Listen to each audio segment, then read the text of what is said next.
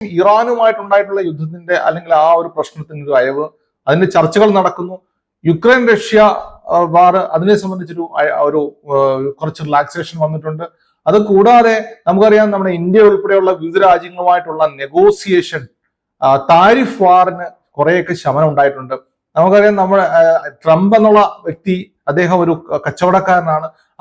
അദ്ദേഹം പല രാജ്യങ്ങളുമായിട്ട് ഈ ഡോളറിന്റെ അപ്രമാദിത്വം നിലനിർത്താൻ വേണ്ടി തന്നെ ട്രേഡ് താരിഫ് അല്ലെങ്കിൽ നമുക്കറിയാം വലിയ നികുതി ചുങ്കങ്ങൾ ഏർപ്പെടുത്തി വലിയൊരു വാർ തന്നെ നടക്കുകയാണ്. അപ്പൊ നമുക്ക് ഇന്ത്യയുമായിട്ട് ഇപ്പൊ അത് റിലാക്സ് ചെയ്തിട്ടുണ്ട്.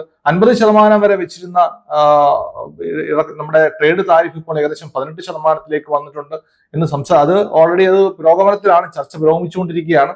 അപ്പൊ അതൊരു പ്രധാനപ്പെട്ട ഒരു കാരണമാണ്. മൂന്നാമതൊരു കാരണം എന്ന് പറയുന്നത് കറൻസിയിൽ ഉണ്ടാകുന്ന നമ്മുടെ അപ്രീസിയേഷൻ.